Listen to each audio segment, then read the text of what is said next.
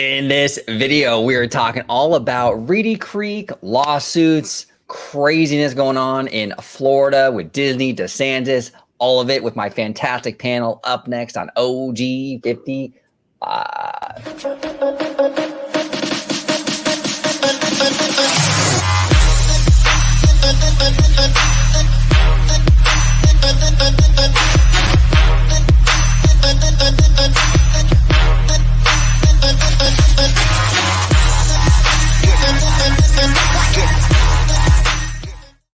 Welcome aboard to another episode of OG55. We are breaking down the lawsuits going on. We got DeSantis, Disney, crazy stuff going on, but we're also going to break down the politics and the PR kind of storm going on right now, because that is actually just as important as the actual legalities of this whole thing. But before we start the party, I'm going to introduce my fantastic panel. We got Mr. VashSky, Dr. Dre, host of the Freshly Squeezed show here on the channel. Dre, welcome back, sir.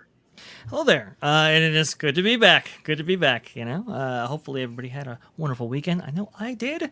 Was able to see Return of the Jedi in theaters, which was so amazing to do. And also, too, my local theater, I don't know if I told you this, OG, but my local theater actually added some PLF showings of Return of the Jedi just because demand was so high. So that's pretty cool.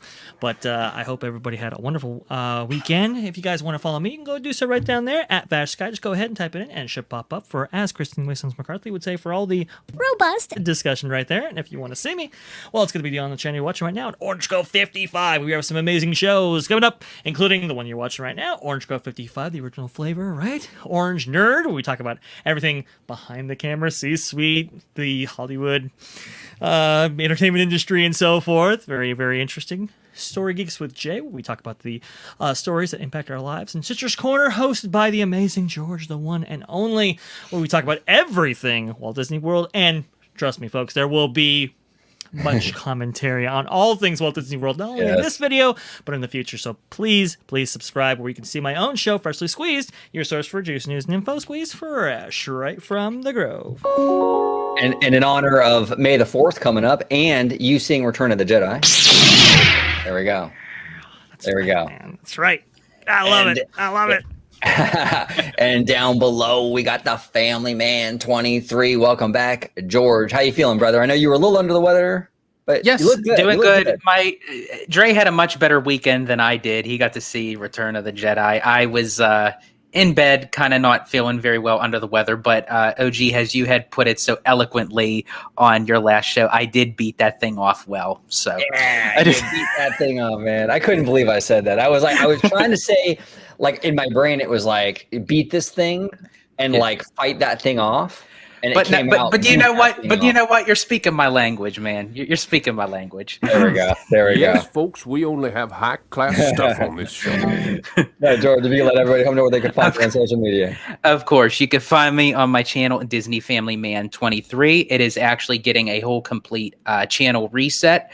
So be sure you stick around and look out for new content coming from that channel. You could also interact with me on Twitter at Disney George. You can also find me on the podcast, A Walk with Walt. And of course, you'll find me here on OG55 with Citrus Corner with all that sweet, juicy, but sometimes sticky Disney news and info. Pay attention, it's Joe time. That's perfect. And without further ado, let's dive into our topic today. So Disney is suing Ron DeSantis. And now today it was announced that DeSantis' team is suing Disney. So this is becoming the big, giant mess that everyone predicted, but pretty much, right? Pretty much. So the lawsuits are flying. Here we go. Here we go. As we did predict, and I think rightfully so. Yep. And Dre, I will let you set the table, and we will go from there. Yeah. So here we go. Disney filed this, I believe it was 1 hour after the board met and decided that the covenants, developer agreements, and so forth would be void ab initio. So a little bit after that, it was like, here we go. We're going to be filing the lawsuit here. This is the United States District Court of the Northern District of Florida. This is very interesting. We'll talk about that. But Walt Disney Parks and Resorts US, which is located in Florida, is suing not only Ron DeSantis but also all the other people that have been maybe associated with Ron DeSantis as well, including several board members as part of the CFTOD, and all kinds of people. So Even the guy with the hair.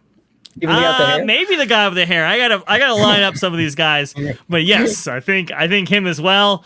They're seeking declaratory and injunctive relief on several issues, and I can go into some great detail, but I'm not a lawyer, so let's allow for an actual lawyer to take over and kind of describe the case and what maybe some predictions are as to what happens here.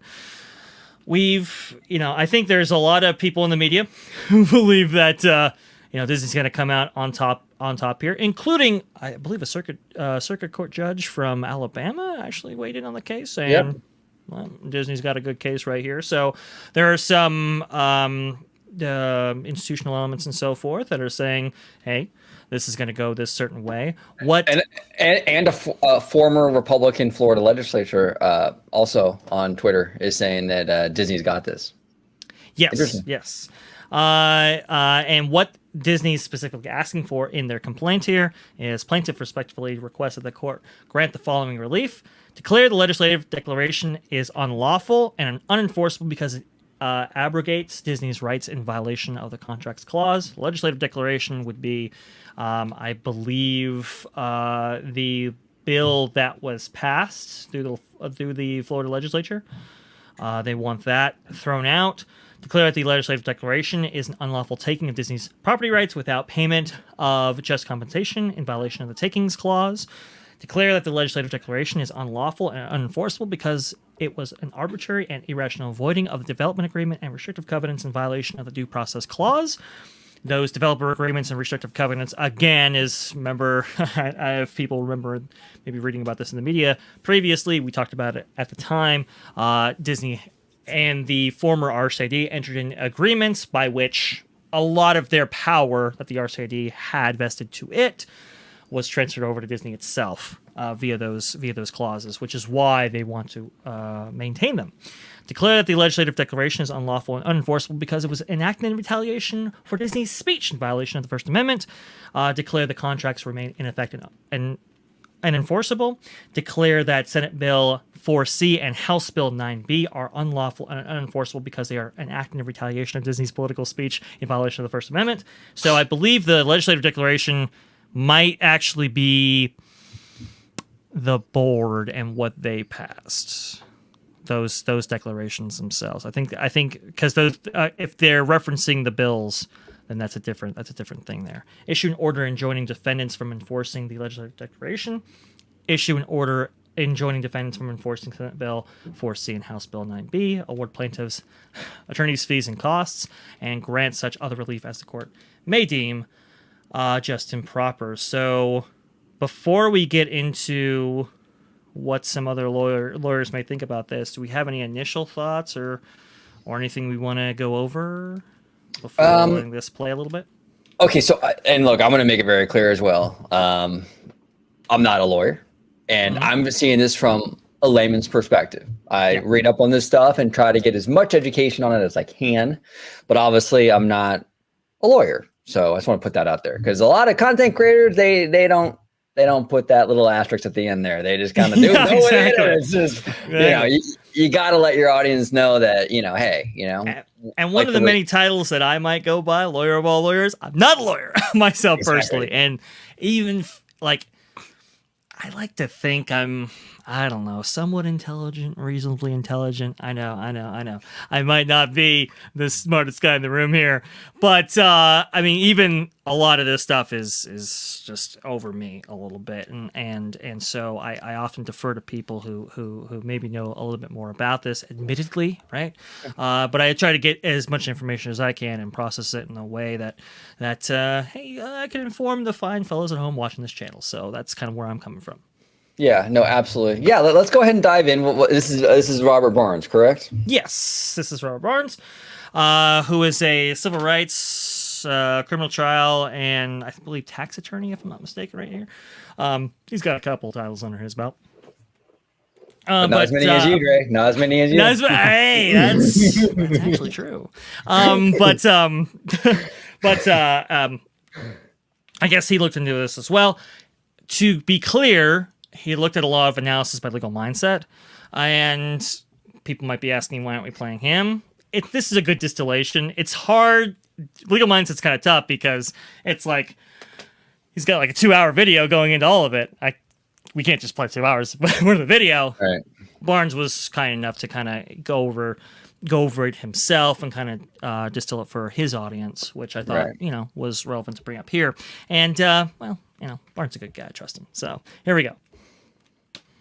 So this goes back to many years ago. Disney, the state of Florida created a special district so that Disney basically could govern itself. So it didn't have to go to the city or the county for all kinds of things, including permitting, etc. Walt Disney himself planned on actually establishing idolized model cities. Those model cities never happened. Those model cities being Progress City, Epcot, right? The original conception, all that. Created these fake cities that they used to vote in Disney, the board members of this special district. This special district had the legal power to build a nuclear power plant. That's how crazy that was. All right, so it mostly the biggest power it gave them, other than permitting power to control their real estate, it also gave them policing and firepower in select circumstances too. So they could govern a lot of the crazy things that might be happening or conspiracies that might be getting covered up at Disney. We'll get into one of those conspiracies they were covering up that led to a lawsuit in New York. But we talked about that on the show as well, and how they have policing and firepower. Again, it's one of the reasons why it's like, well, maybe this should have been adjusted in a certain way. It's like, if we're not going to build Epcot, do you necessarily need that authority? Probably not. Taking that away, maybe adjusting the tax structure in order to reflect that. That's kind of where my take has come from on all this stuff. But we'll go on here. According to the allegations, but basically this, but most importantly, allowed them to control taxes. And allow them to get bonds, tax-free bonds on favorable privilege terms. So they could raise capital in ways that was very preferential to Disney. And they could control the taxes correspondent to it. So that was the two big everyday financial gifts. Disney comes out and attacks the quote-unquote, they call it the Don't Say Gay bill. And so that led to a lot of public controversy. Florida, under Governor DeSantis and the legislature, originally talked about just no more special district. Turn that over to the county.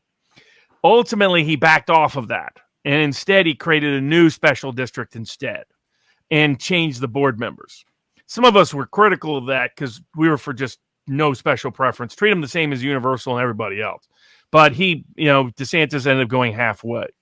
Didn't satisfy. That was a problem. That was a big problem there. And this is the problem too when DeSantis says we're gonna treat it, Disney's gonna play by the same rules as everybody else, but that's not happening. Actually, it's not. Well, yeah, well, and the thing is as the Villages has a special deal. How come he's not going after them? The Daytona 500, they have a special district. There's all these other special districts that magically aren't getting addressed, but somehow Disney needs to be on the even playing field with everybody else. That's a little weird. And that's where it kind of hurt him because if he would have just stuck to his initial plan and just get rid of the privileges, so on and so forth. But no, he had to kind of push his power as governor, and it essentially came back and bit him on the ass. Yeah, because he wasn't looking to face the political repercussions for actually, dismissing the district entirely, and having Disney file for a new special district as consistent with 1968 amended law on special districts, right? So, like the other districts that you're talking about, OG, a lot of them, most of them, are following the 1968 statute, right? Right. That's been an amended process there, and which Disney was entitled to do. And a lot of people said, well, if you dissolve this district, then they can just file for a new one or whatever. I guess the issues of the bonds came up, but as I pointed out to other people, it's like there were ways to get around that. They simply decided not to do that, which was, in my view, that's problem number one, I think, for DeSantis right here. Well, yeah, and then the whole thing, like you said, is these special districts pre 1967, I think, or something. Pre 1968, yeah. Right. So it's very tailored for Disney because, like you said, the other ones came after. So it's like this kind of plays into at least Disney's case. I'm not saying that they, I'm just saying this plays into their case that, well, this isn't about districts. This is about us. This is about retaliation. Because to be the 1968 laws that were passed after the RCD was formed was to prevent another RCD from happening. Clearly, the state was like, we made a mistake here in letting so much power go, which is why they haven't granted another RCD since. It's actually in Florida statute that they can't, which is very, very interesting. But doesn't the villages have a similar... Why?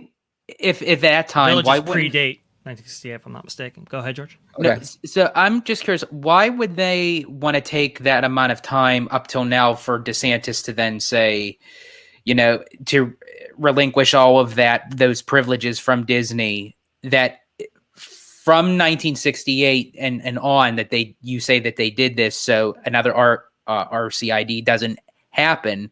Yeah. Why is it taking so long up to this point DeSantis has his purposes as to why he wants to do it. There was an agenda there, but how come the state of Florida, even before DeSantis, just was like, okay, Epcot is obviously not becoming what it was. Let's relinquish it now. They tried to. They tried to. It was actually, interestingly, the biggest effort towards this was actually documented in the 1990s. I think the Orlando Sentinel and New York Times actually had a few articles about that, George, about how Democrats actually wanted to get rid of the district for tax purposes and so forth. They felt that there were some loopholes that's provided to Disney via the RCID that they wanted to actually get rid of.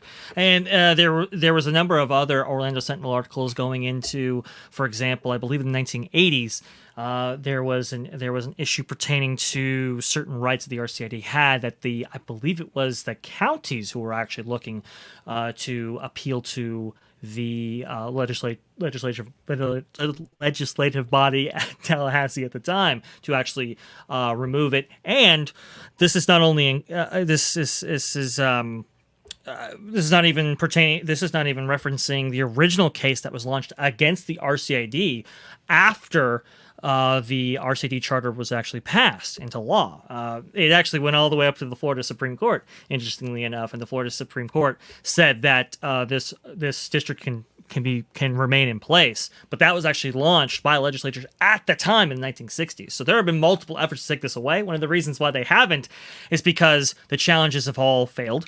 Part of that is because of Disney's overwhelming influence, and because, obviously it had been a mutually beneficial arrangement as well. We can't discount that fact, but also money. So a lot of people, gave Disney a lot of crap for donating to one political party or the other. And it was like, guys, the RCID is a very favorable situation for them. It doesn't matter who they're donating to. They're donating to that party or interest or whatever in order to maintain the RCID. So it's whoever was in power at the time. Well, and just remember, Republicans, DeSantis is sticking it to the Democrats by doing what the Democrats wanted 20, 30 years ago.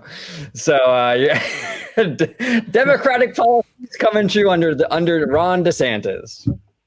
It does tell you how much the parties have changed, let's say, right? Because I think there was there are factions within each party that are anti-corporate than the other, right? But we're really quite fascinating where we are right now, because for the longest time, you look back in Orlando Sentinel articles and so forth that go into this. It's quite interesting, the media narrative regarding all of this and what it is now. But anyway, regardless of all that, George, to answer your question, there had been several attempts. They had all failed. Yep. Satisfy Disney.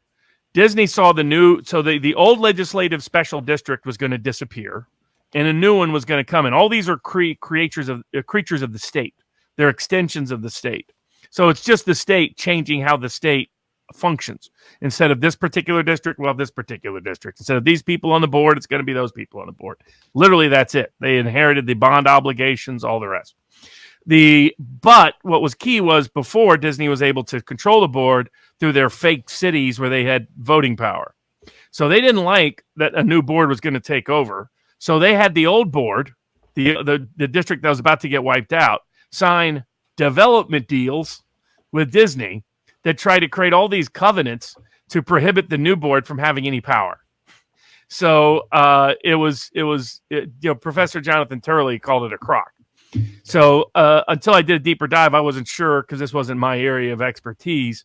It is, however, as it randomly turns out, because I know Legal Mindset from his commentary on Nick Rekieta's channel.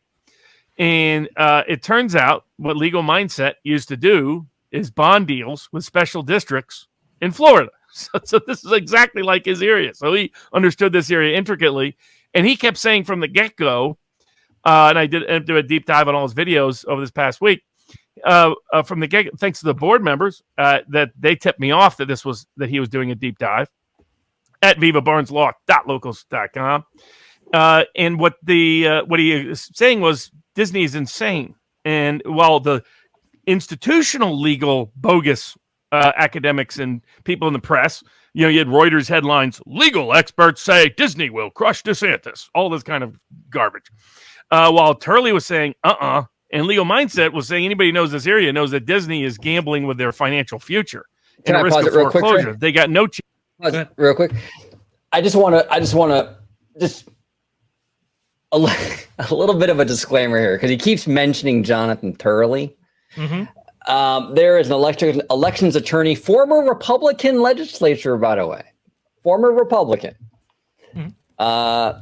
Says here, Turley was hired by DeSantis folks to say all of this. The reason I know this is because I was a Republican legislator in Florida when we hired him on a culture war issue in 2004. Turley is a hack who gets paid. So, hey, leave it up to the audience. You decide. But this guy was in the room, and he's saying this guy is bought and paid for. So, very fair. Very fair. No, I do appreciate you brought that up because I was about to pause it myself and bring up similar points. So yes, Jonathan Turley,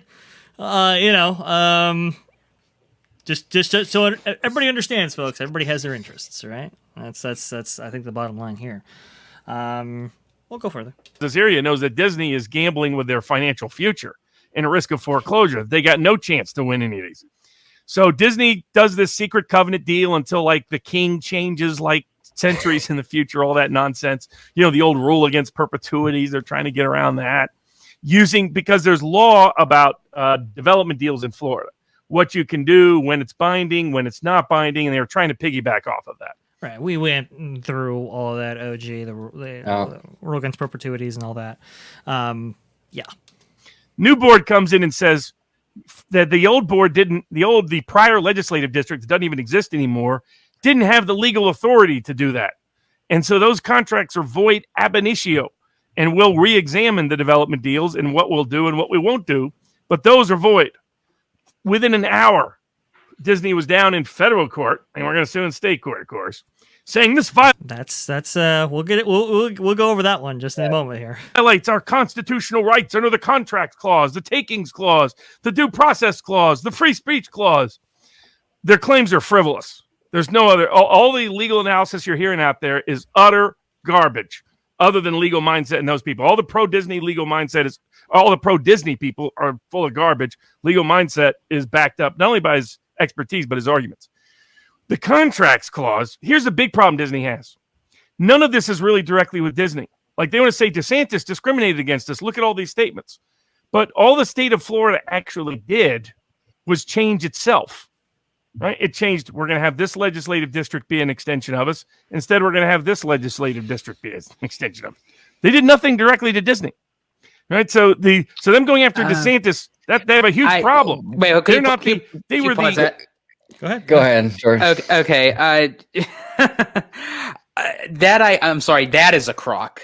I'm sorry. That statement is a crock. I'm sorry. That was fully on to target Disney in that manner. I'm sorry. It wasn't just to the notion of, yes, I get the whole notion is to switch from a district to a district, but the legalities within that new district was to target Disney for them to not have certain control over certain things over the other.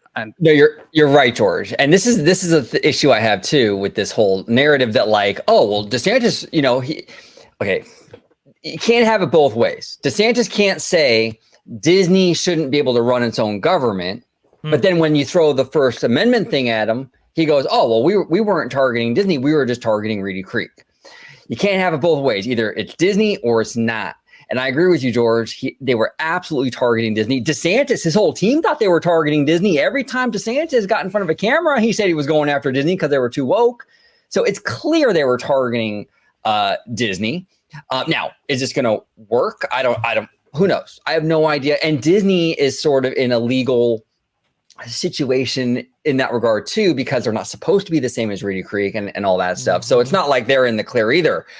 But this notion that like, oh yeah, they just did Reedy Creek. There was no intention of hurting Disney. This is just a Reedy Creek thing. Obviously there was intention, but what Barnes is speaking to specifically is what was actually passed in the legislature in the bodies, right? And what the board has actually done. The board has, from what I understand, not conducting themselves in a manner that targets Disney specifically, but the developers that operate businesses within the district. The legislation that's been passed hasn't stated Disney at all. So legally, Barnes is 100% correct. Now, we know in the code of public opinion that is not true at all. These were absolutely meant to target Disney, but legally. And that's what I was saying. Legally, as the whole notion of it, yes, it was going from one district to the other. They can do that, but as I said, the legalities within that new district, their overall agenda was to target Disney, even though it wasn't blatantly put in black and white ink. That's what's going to matter there. Go ahead. Well, yeah, but look, and this is why.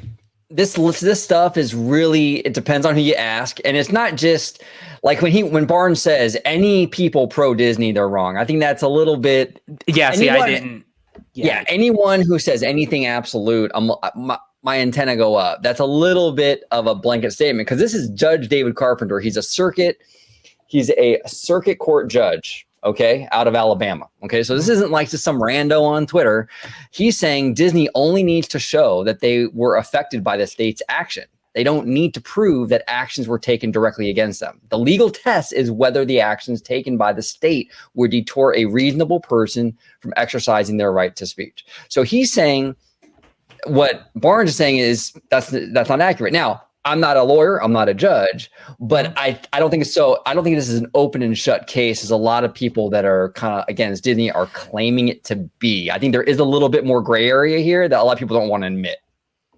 There's absolutely legal gray area. The case regarding our city itself never even made it to the Supreme Court of the United States. It only made it to the Florida Supreme Court. So there are a lot of open questions about whether or not this district was even constitutional at all. See, I'm sorry. No. I'm sorry. Go ahead, Dre. No. Go ahead, Dre. No, I was just going to say, and I think if DeSantis was really smart if he wanted to make the statement to say, you know what, Disney shouldn't have these special privileges like Universal, like SeaWorld, what have you, just cut it off, get rid of it completely. So when he then went this route, that's where it started seeming like it was okay. Now we're focused just on targeting Disney. That's why, George. That's why I was advocating, hey, just dissolve the district entirely. Dissolve the district, and then they can file for a new special district as, I believe, consistent with, I think, Chapter 190 in the Florida statute. Don't quote me on that. But as consistent with the 1968 amendment.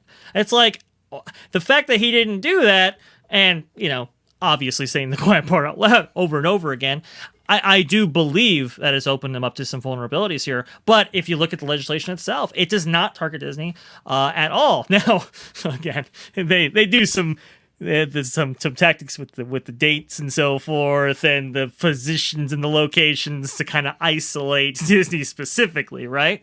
But interestingly enough, they don't list Disney in any of their legislation that they've actually passed. OG, go ahead. Yeah, it's fascinating. It's fascinating. Should we continue? Continue. I know Barnes is not telling you, I'm not saying for a lot of people, maybe what they want to hear. Later, folks, we're going to go over Barnes' statements about some other things related to Ron DeSantis specifically that I think people who don't like what they're hearing now would like to hear what he says later. So, again, I think he's a trustworthy source on this because he's not necessarily DeSantis shill nor Disney shill. You know and that's fair with this guy because there's a lot of people out there that you could tell have clear agendas out there, and Robert Barnes is not one of them. Like, he is not a DeSantis fan. We'll go over it. We'll go over it, folks. We'll go over it. So them going after DeSantis, that they have a huge problem. They're not they were the third party impacted by all of this. But they weren't supposed to be running that board to begin with.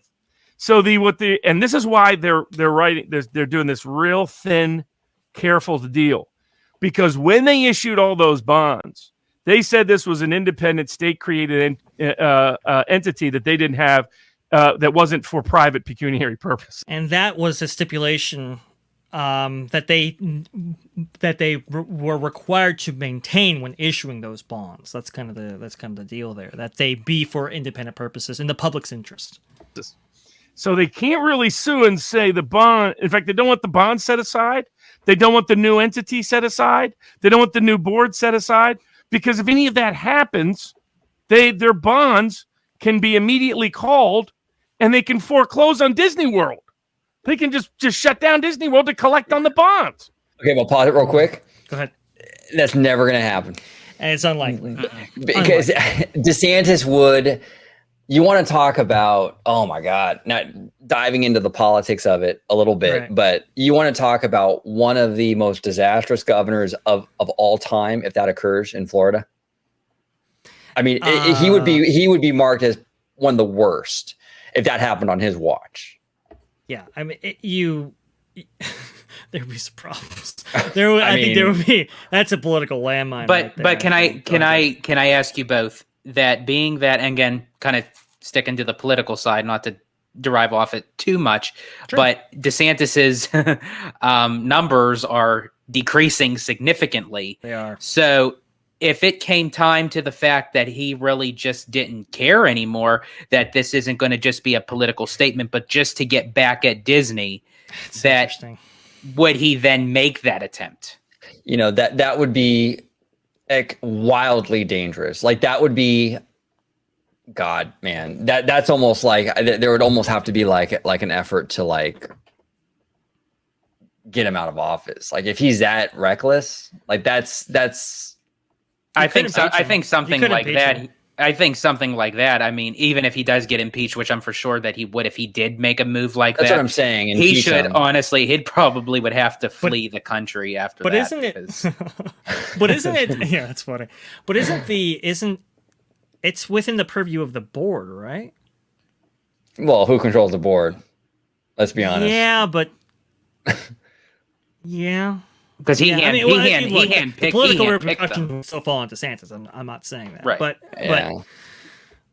with him handpicking, right? So, but with him handpicking them, I'm for sure that they would still have that same view. So I wonder if that's why Disney's covering their butts, and that's why they're suing all parties involved, not just him. Let me put it this way: if DeSantis wants this to stop tomorrow, it would stop tomorrow, and the board would be on board with that. I'll just say that. So that's why they're trying to say, well, no, we just want these contracts to be that we cut it at the last second to be these holy contracts. They're this is little Vatican City in the middle of Florida, what Disney tried to carve out. And they're holy contracts, constitutionally protected, and nobody can ever change them. And the problem is that first of all, under the development laws themselves, the contracts don't conform to the development laws. They violate the laws. So they didn't have the authority to do it.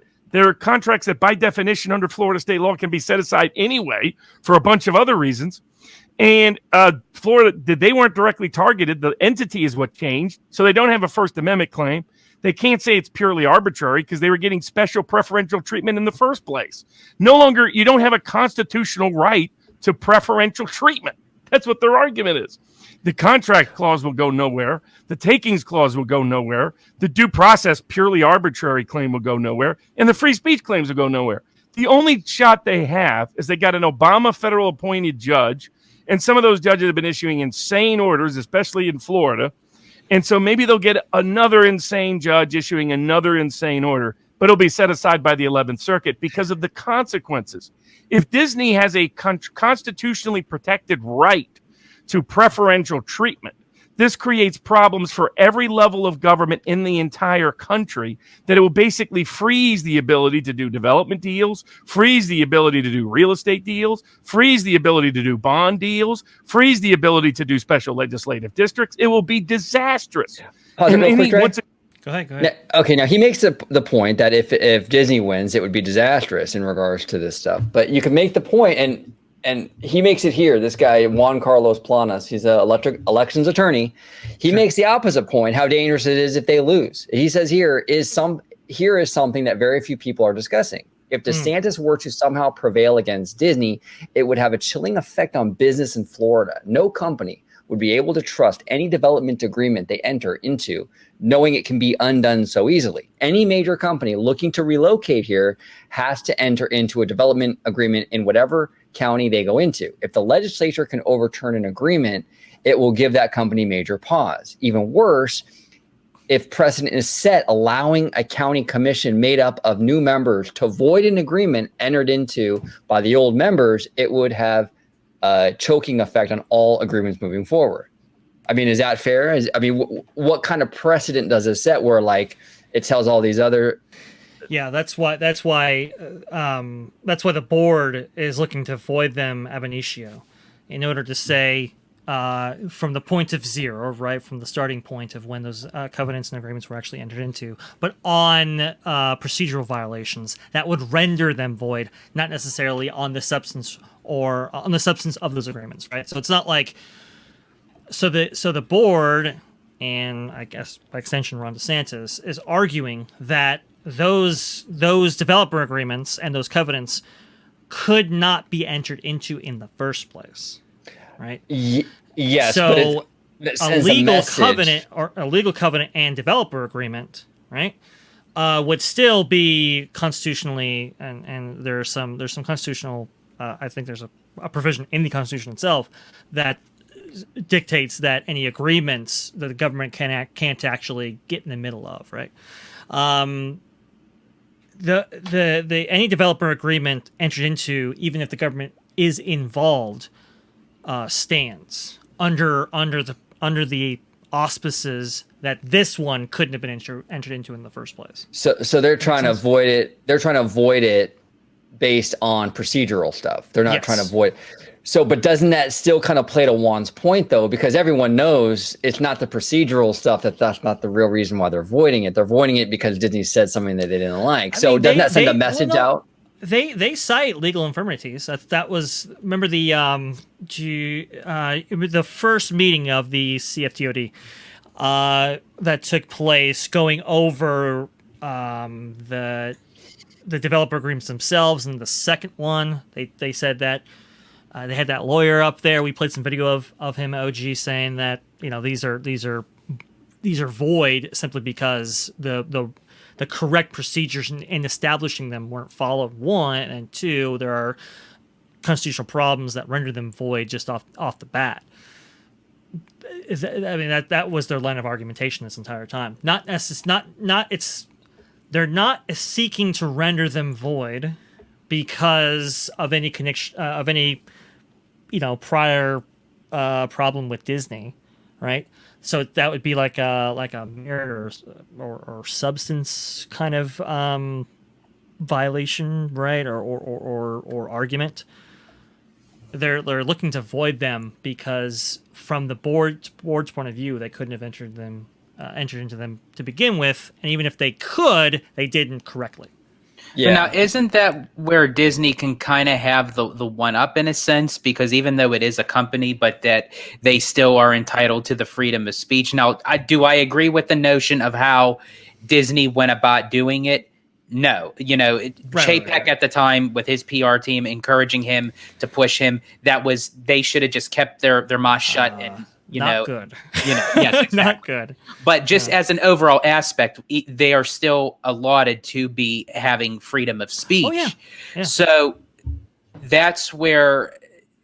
But that's where it's George. like going back and forth. Like isn't that where Disney would have that in that aspect? Right, and this goes back to a conversation I was having with OG before, right? Unclean hands, that kind of thing, right? Where it's like, okay, if this district, if the special district wasn't constitutional to begin with, or like to Barnes's point, right? Does the protections of the First Amendment entitle you to a special district or special privileges? It does not. So that's I think I think the difference here is that yes, First Amendment protections should obviously exist, and Disney has a right to speak out just like any other company in Florida or in the entire nation, in its entirety, right? They're entitled to the same First Amendment protections like we are here on YouTube, for example, right? And that does protect you from, let's say, government persecution because of maybe what you say there. However, the First Amendment doesn't protect your special privileges or your special district.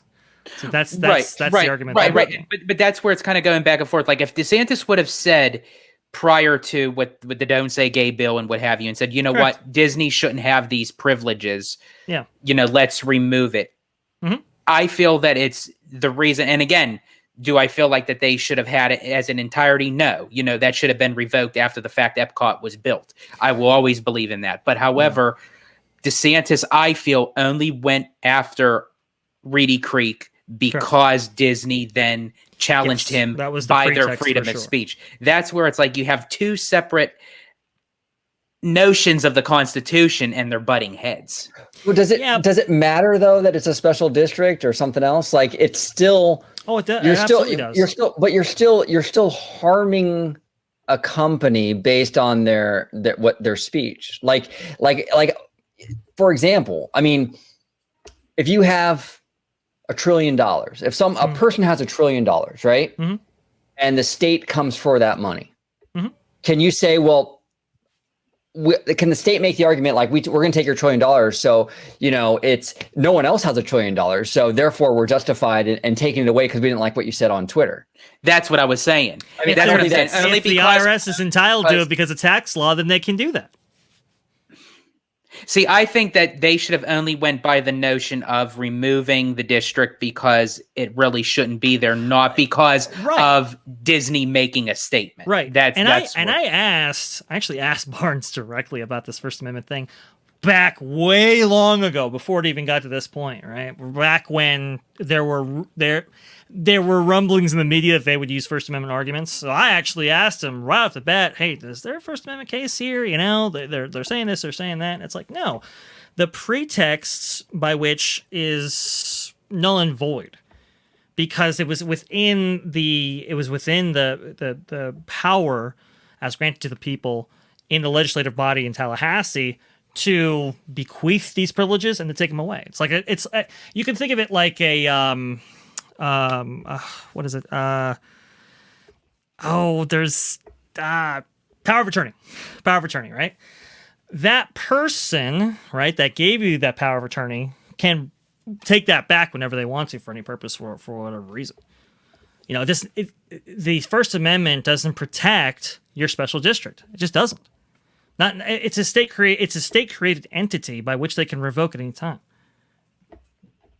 Well, we'll see. We'll see. I mean, Barnes is all in on this. He's saying that there's no First Amendment case.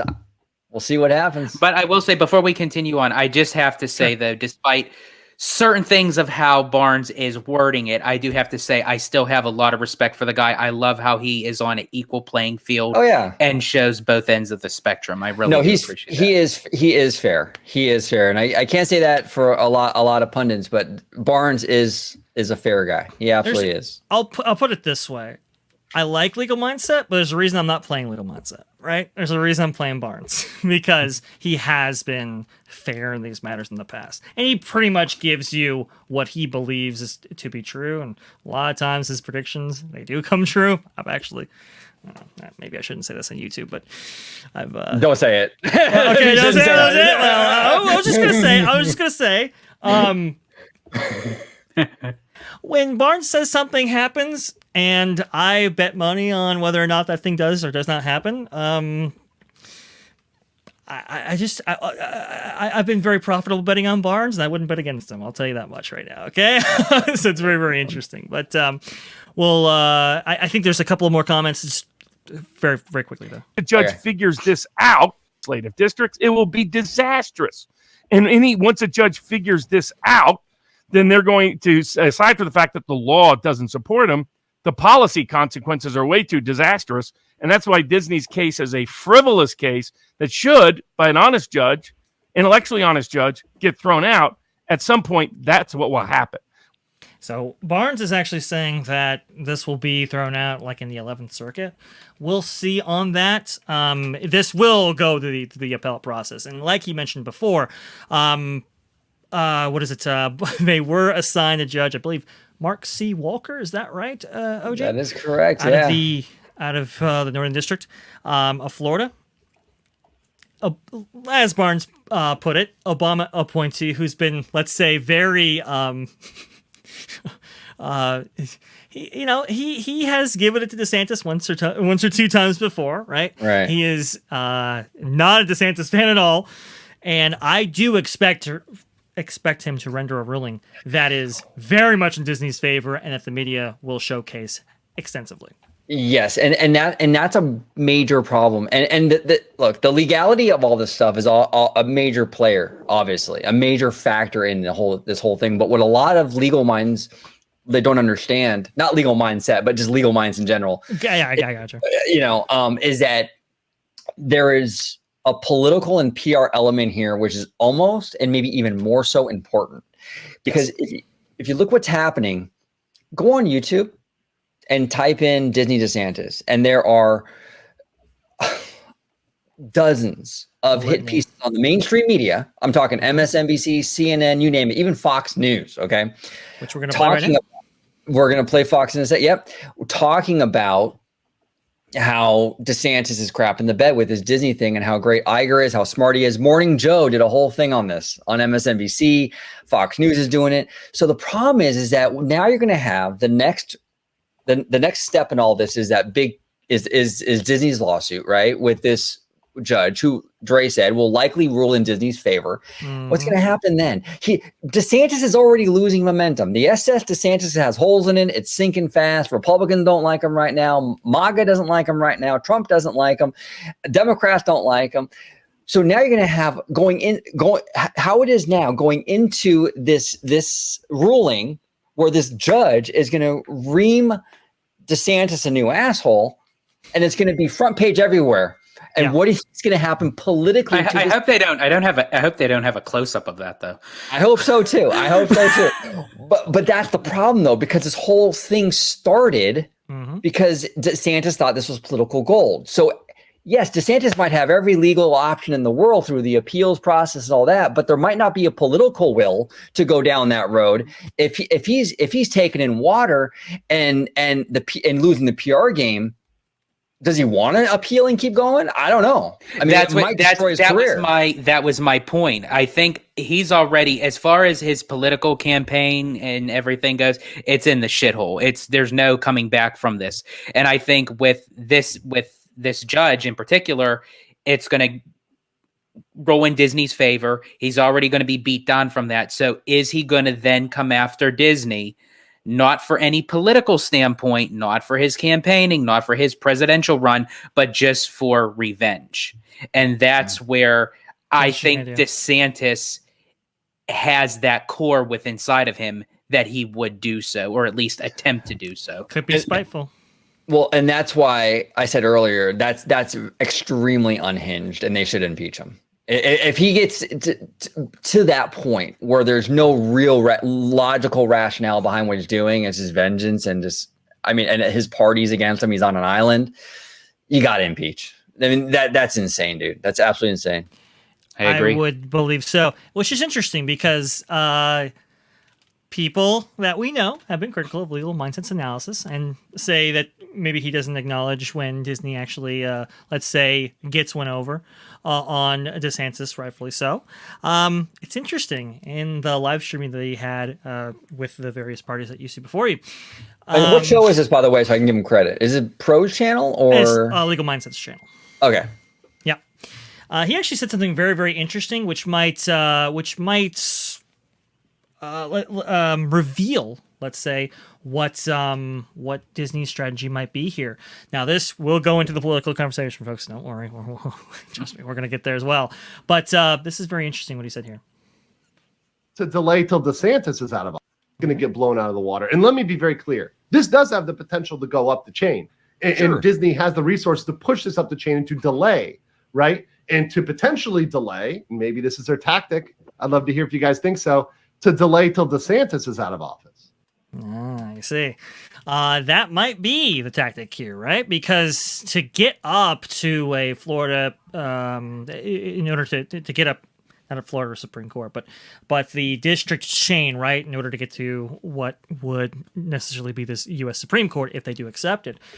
It's going to take several years maybe to actually do that. And, that might outlast DeSantis' term. And I think too, I mean, this is on the short-term spectrum of it, but it's also like, if he would potentially run for the presidential run in 2024, that currently a bill is in the process of being passed that he could still stay as Florida governor while running for presidential run. So that could be in the notion that, he and his political party are saying, what, Disney could be delaying this because of this notion. Let's get some things going. So if you are going to have this run, you can still run Florida.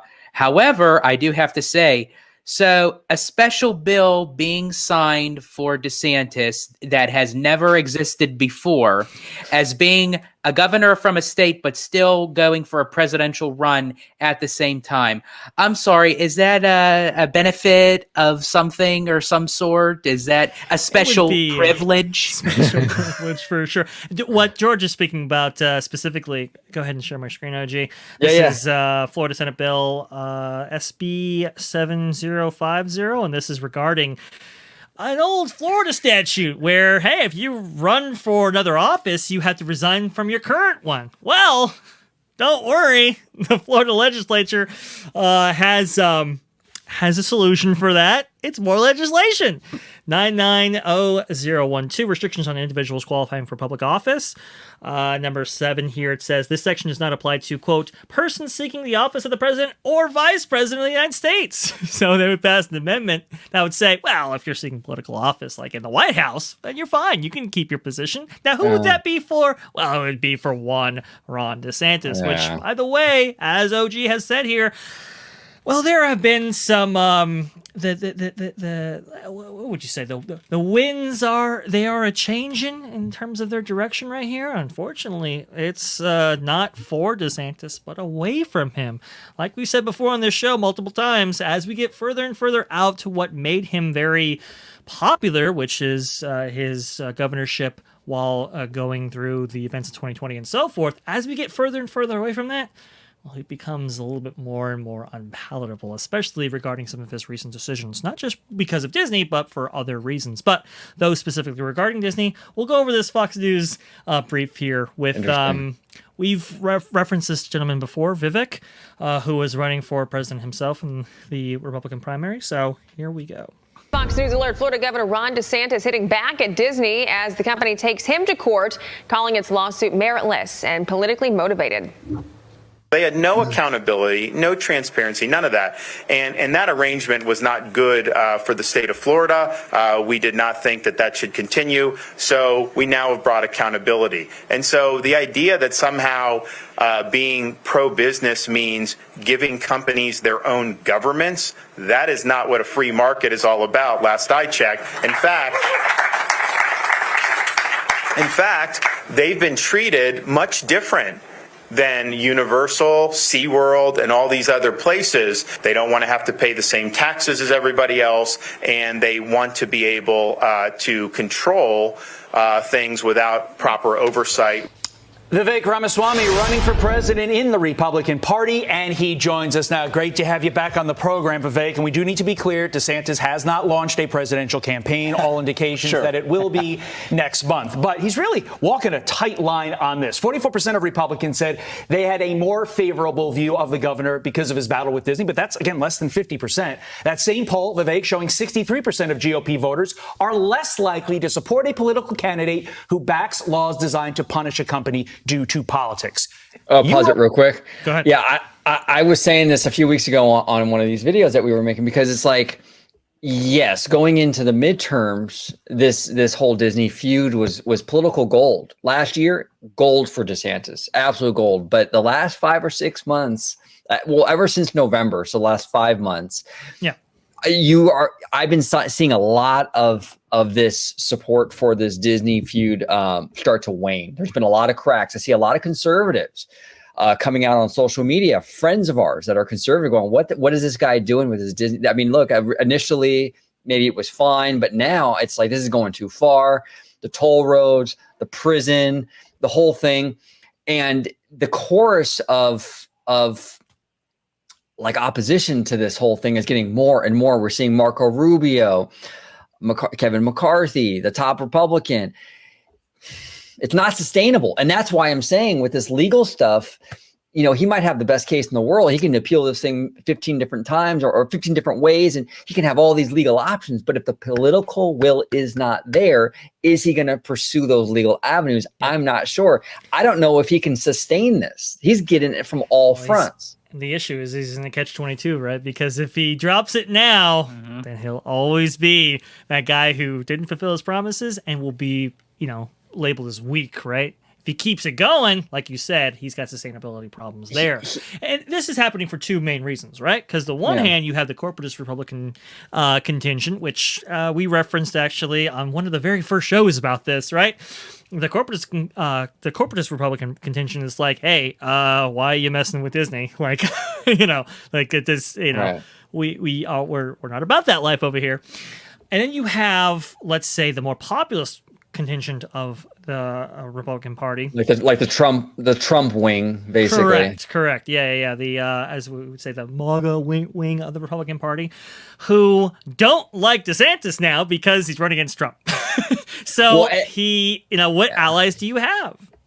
Right. And now you have Trump going on True Social, calling this guy like weak, and he's ruining the state because, you know, Disney brings in so much money.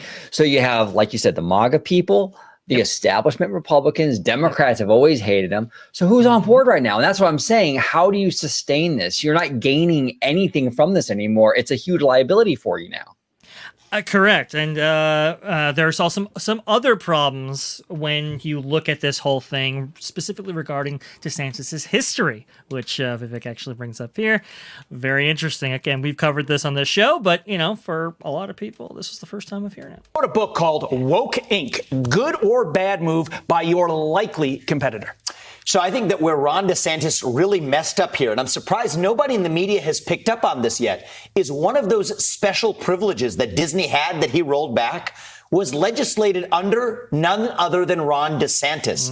Actually, he passed a political anti-discrimination statute saying that owners of websites and internet companies, this includes Disney, could not discriminate based on the basis of viewpoints. Correct. Except they carved out Disney. They said if you own a theme park greater than 25 acres in the state of Florida, that was carved out. Yep. So when Ron DeSantis struck back at Disney, he says they enjoy these special protections. The dirty little secret is one of those special crony capitalist protections was passed by Ron DeSantis himself. I'm surprised nobody's really picked up on this. And that, well, Vivek, I do, just to push back to Vivek right here. We here at OG55, if you've been watching, Vivek, we did actually talk about this. So that means you got to subscribe. But go ahead, OG. Exactly. No, well, this is a bad look because people don't like, this is like the worst aspect of politics for most people, right? People are very forgiving. If you have stances on things that a person disagrees with, they're forgiving about something like that, where they can go, okay, I disagree with this person on that thing, but hey, you know what? They believe in that thing, so I respect that, right? But DeSantis looks like he's bought and paid for. He's bought and paid for. He was cutting out the special deals for Disney when the money stopped flowing. That's when all this started again. And people despise that. That's why people don't like politics. That's why people hate politicians, because of that kind of thing. It's disingenuous and gross as hell. It's not a good look, dude. It's not a good look. And we'll go into maybe some of the people who have been buying DeSantis, and maybe what they think about his political prospects going forward here. Because remember, he's, look, we had that legislation coming out of Tallahassee, right? Suggesting that, hey, anybody running for a political office like the vice presidency or the actual presidency doesn't have to resign from their position in order to do so, right? Why is that legislation coming out of Tallahassee? Well, it's all to set up an eventual presidential run by Ron DeSantis himself, but he has some pretty major problems here. I want to go ahead and play that video that we have been kind of teasing here for a little bit while now. So this is Robert Barnes again. Don't worry, folks. If you didn't like his commentary before, you may like this stuff with the incredible Richard Barris, who, by the way, is as far as pollsters go, he's one of the most accurate I've ever seen. I mean, this guy really does know what he's talking about here. But they talk about let's say the political aspirations of not only DeSantis, but also Trump, which is involved in that kind of whole situation. Okay, so they're going to start out with some commentary on Trump, but trust me, they'll move to DeSantis here as we get on. Okay, here we go. Now, the only one who has that kind of power on the Republican side is Trump. So there are people who absolutely will vote for Trump. It's growing, which I just also want to clarify for people. They're going to use some. Okay, George, you know how you go balls to the wall? Yes. They're going to go balls to the wall here. Okay, so people, they're going to use some verbiage here. Might trigger some people. So just fair warning. Just fair warning, right? It's comedic, but it's a little spicy. So just putting that out there. George, I think you'll get a kick out of it, though. Here we go. And again, it could end up different, but as of right now, it's larger than it was last time. And I think that's because the stakes have been raised. And I think it's because of what people have seen from the DeSantis camp, which is not taking direction. They're yelling. It was just an article. They're insulting, they're smearing, they're attacking. It was just in NBC the other day. Monday? It was just in yesterday. Donors are fleeing him. Now, donors are scumbags. And you got to be fair to DeSantis here. These donors are full of crap. So when Petterfy and when... Yeah, but that's why you don't get into bed with hosts. That's why you don't get in bed with them in the first place. Exactly. They're not... Yeah, don't complain about the STDs when you're sleeping with the host. That's right. That's it. If you're gonna bring home the crack whore, don't complain when you catch the HIV. All right? It's that simple. Okay.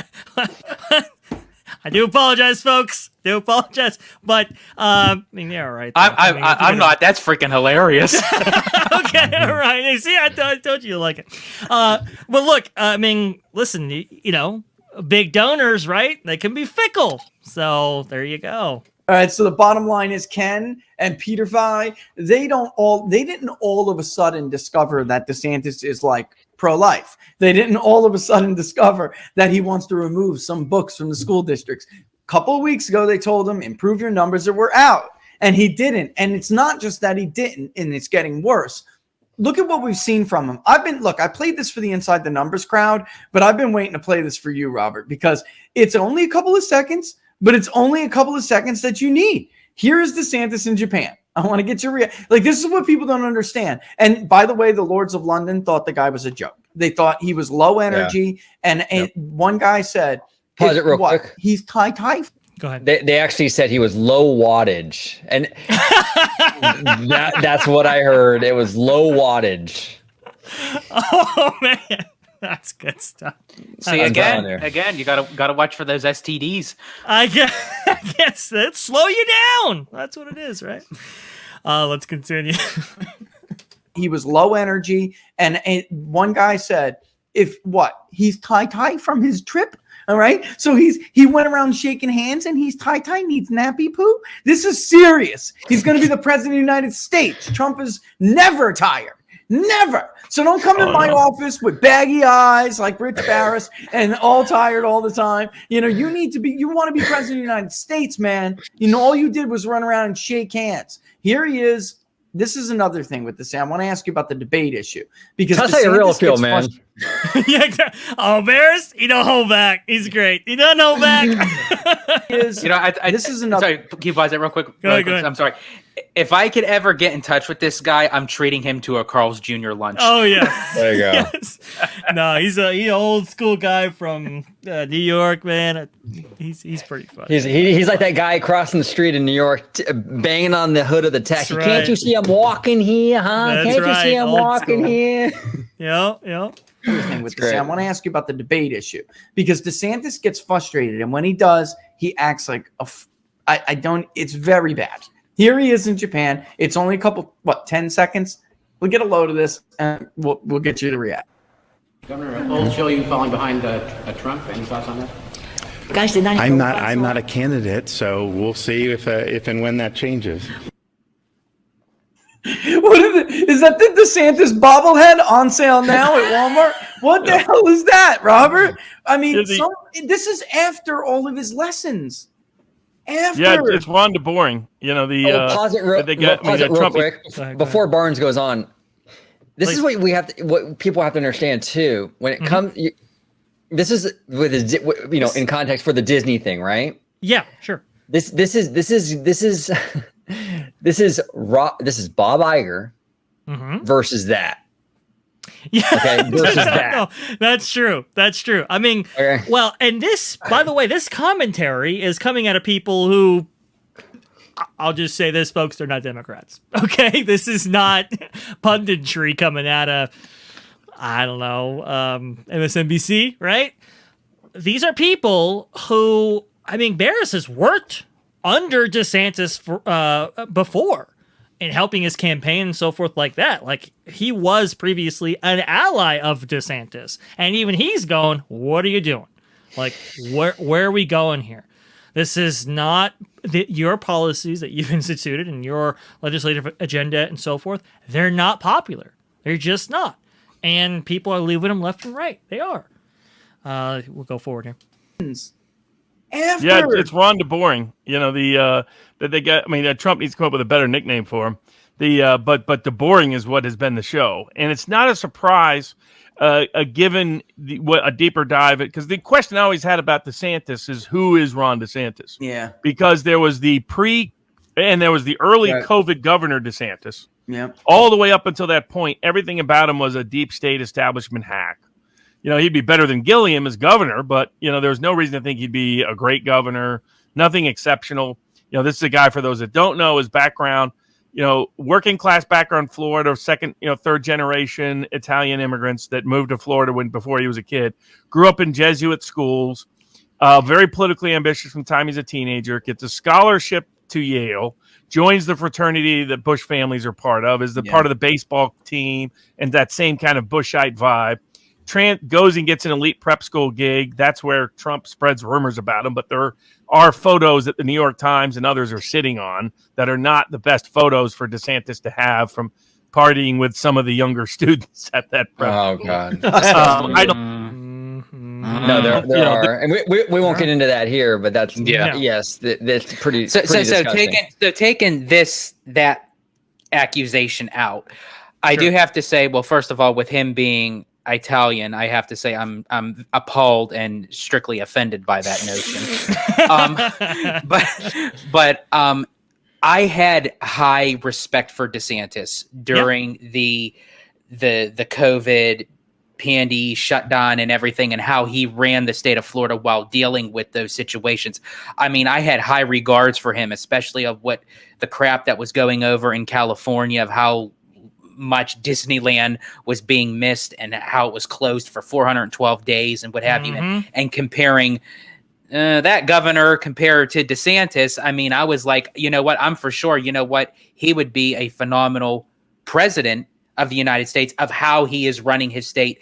And then people felt that way. Exactly. And how you fellas mentioned earlier on in this discussion, as time went on, and OG, you pointed out since November, that really clearly stated, it just shows that, you know, he had his high points, but with something like this, Disney, of all things, is knocking down, in a sense, the governor of Florida. And if you can't withhold yourself to a prestigious kind of manner and talk to the company and handle yourself appropriately, then I'm sorry, then there's no way in hell that you would ever benefit as being the president of the United States. Well, and Dre, and I'm going to give you credit for this because this was a private conversation we had, but you made a great point when you said the public opinions and the PR affect the courts.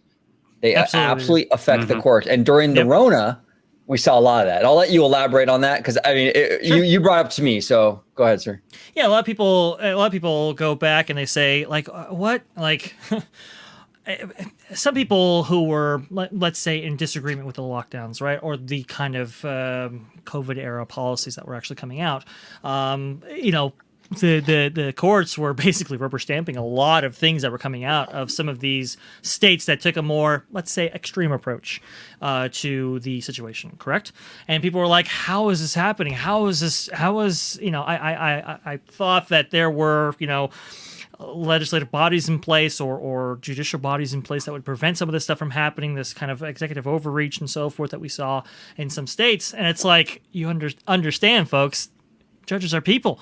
They are obviously influenced by the people around them. And at that time, the overwhelming popularity was in favor of some of the lockdown policies, was in favor of some of the mask mandates and so forth, that you know, they simply judged in a way that was consistent with that public opinion being out there. So the court of public opinion absolutely matters. This is why we're talking about it right now, folks.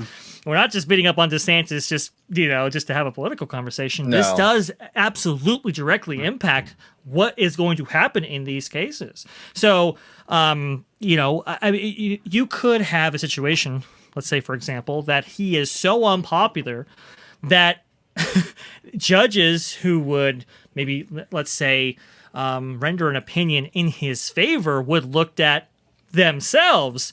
Let's say it would maybe cast a shadow on their rulings, on their authority, their appointments, and so forth, right? And they don't want to have that stank on them. So, like, that could feasibly happen. And the reason why we know that could happen is because in the COVID context, that happened a lot. So because no judge wanted to necessarily go against the grain because the public opinion was so overwhelming to one side. And it could be, I think this is the play that Disney's kind of making right here.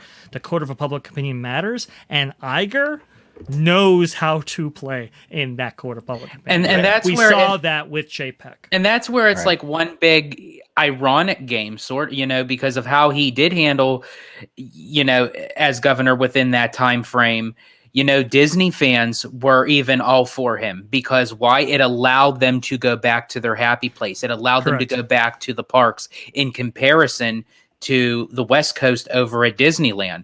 Right. So now that, and even DeSantis marrying his wife on Disney property is like just a complete slap in the face in that aspect. So it's like the fact that it even has to boil down to this is it's embarrassing to be, but I mean, now it's like the Disney community is now looking at him as, you know, the Antichrist to the Disney community. Well, and one, go ahead. I was just say one of the issues that I've had with this whole DeSantis thing from the beginning was the whole idea was we're not gonna let a Burbank, California company tell us what to do, but the whole response to the not letting a Burbank company tell us what to do here in Florida has been turning Florida more and more into California. Like it's never been as close as it is right now. Like no, absolutely, I agree with you. I agree with you. What I'm saying? They're like mirrored to each other. Like, I mean, it's wild. Well, in regards to this, well, to that aspect, yes. Yes. Well, what I'm saying is that there's more taxes, there's more regulations. So I'm not saying it's equivalent to California, but it's moving in the wrong direction. Let's just say that. With Disney, that is definitely a thing. As far as public policy for the entire state, no. But here's the problem, though. People don't distinguish between the two. Right? They just see, wow, you're targeting a corporation, target a company. Are you going to target others? You know, that's the public opinion that's actually out there. Now, there's no nuance there. Go ahead, George. Off the subject, but kind of on this subject matter. With WDI now still in the transitional phase to move to Lake Nona as being the main headquarters with all this crap going down, is that still moving forward? Is that being on pause? It's interesting that you say that, George, because I think Legal Mindset, that live show that I referenced earlier, actually did have a little bit of a point on that. What did he say? Well, yeah, I mean, look, first of all, we know the whole story, right? That the employees did not want to go, whether they were from WDI or from Burbank. They did not want to be transferred over to Florida. And I will admit a lot of that was political, but also, too, wasn't even that. I mean, it's upend your entire life, upend your right. You may have responsibility to your families and so forth, and it's like that's a big ask, right? To be asked to uproot your entire life and plant stakes in Florida. That's a big move right there. It's interesting though. They were talking about it, and I guess they were suggesting that the people who, let's say, refuse to move or haven't been moved yet because they have refused, let's say, are the ones maybe being let go in this whole firing thing. Now, I had to look into that and just to ensure the validity of that. But it is interesting, kind of like the OG. We talked about the work from home, right? And it's like, you might want to listen to the company directive here, because if you refuse, then that's going to probably make it very easy for a company like Disney, when in the process of making cuts. We know there's going to be about 7,000 cuts. Well, that does, the nail that sticks out gets hammered kind of thing. So you might want to go along with that. It is conceivable that it might proceed forward even without them.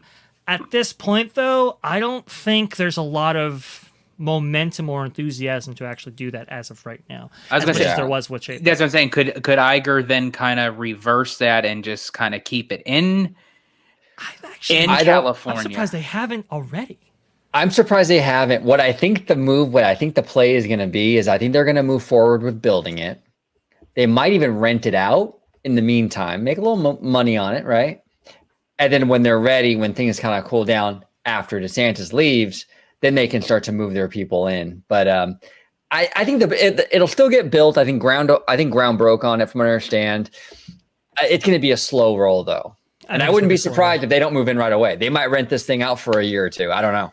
Because even as you had mentioned, OG, from time to time again, right now, it almost seems like the spotlight is looking more towards Disneyland than Walt Disney World when it comes to investment and capitalizing on it, because we're starting to see things creeping up with Disneyland Forward. We're not really seeing anything coming from Walt Disney World other than with the Splash Mountain redo and Tron just opening up. Other than that, there's nothing in the pipeline. I think that's Iger's personal play as well, right? I don't think there was any mistake in connection to what was going on with the RCID, now the CFTOD, that the investment that they were going to make over 10 years, right, I 17 don't think there's any billion. coincidence, right? That he mentioned that in the offhand, because I think that's the next play for Iger specifically. Because remember, he's only got 2 years, so it's like, can we roll this on a little bit faster? I think one of those things is going to be is, hey, we earmarked 17 billion. Now, not so much.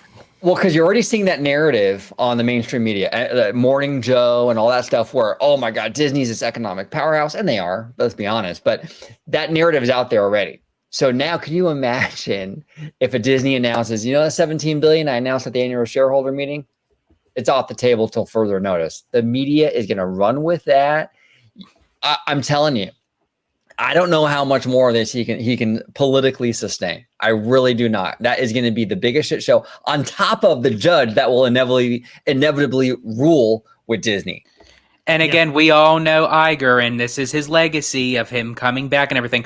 What more to end the creme de la creme to say, you know what, I took on the Florida governor with the company that I came back to after leaving. To be fair, George, he better, because he was the one that got everybody into this mess to begin with. Okay, so he's got to fix his mistakes. Yes, one of those being Chapek, obviously, and the other being this. Yes. Yeah, no, 100%, 100%. Now, do we have more clips, Dre, or are we tapped out? I don't even remember. We got the fair and balanced clip. If you want to play that, let's play that because it's only like 3 or 4 minutes. Yeah. There's something in there that I think is interesting that I think we can all kind of talk about. Okay. Let's and mind you, this guy is he's a lefty. So like, I'm not like, there's people have bias, people have, but there is a point in here that I do want to bring up. So let's just play it and then we can stop along the way too. Open to all perspectives. More and more Republicans are starting to come out to beg Florida Governor Ron DeSantis to please, for the love of God, stop this idiotic fight with Disney that, of course, got you sued this last week. And I believe it is the lawsuit itself that has a lot of Republicans terrified because they know that what Disney is alleging is 100% true, that Ron DeSantis is trying to punish them for speaking out about the Don't Say Gay legislation. Like, they exercise their First Amendment rights as a company, and DeSantis says, I'm going to screw with you as much as I can because that's the kind of guy I am. Now Republicans, including Florida Senator Marco Rubio, and of course, House Speaker Kevin McCarthy, like the top Republican in the country, are telling DeSantis, stop. You're not going to win this fight. And if you allow this to continue, now I don't think they've said this part out loud, but we know they're all thinking it. If you allow this to continue, specifically the lawsuit, it's going to expose things that are basically going to guarantee that you are never going to win a higher office for the rest of your life. Because as I've said, when this lawsuit was filed, and I originally talked about it, they're going to go through discovery. And Disney is going to get their hands on the text messages, the phone calls, the emails, the memos. They're going to get to have depositions. They're going to get to talk to Florida lawmakers. They're going to get to talk to DeSantis, but they're also going to get to talk to the lower level staffers who had to do all this. Now, there's no way in hell that DeSantis had a vendetta against Disney and then did not instruct the Florida state legislature to do something about it. Right? It's not a coincidence that as soon as DeSantis started beefing with Disney, the Florida state legislature was like, we'll just strip them of their special tax district. No, you can't convince me that that is what happened. Unless, of course, you had the hard evidence to prove it. But I'm willing to bet the hard evidence out there is going to show that DeSantis instructed these idiot Republicans who will do whatever he says, that you have to go after Disney. And all it takes is that one line. Doesn't matter if it's a text message, if it's, multiple staffers confirming that they heard it, if it's in a memo, an email, whatever, that one line, go get them, or anything to that effect, and Disney wins the lawsuit. Now, real quick, Ray.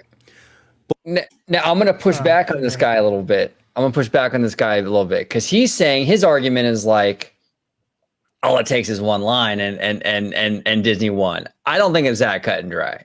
And look, Barnes, to his credit, made the point that, and we've talked about it, they don't have a constitutional right to a special district. Now, I countered that saying, well, but can the state just take away, your money, even though you have more than everybody else and what have you? So there's a case to be made here, but I think this guy is simplifying it a little too much, and I'm not convinced. Well, and here's the issue. They already have that evidence. So it's actually in the lawsuit. This is why I read it.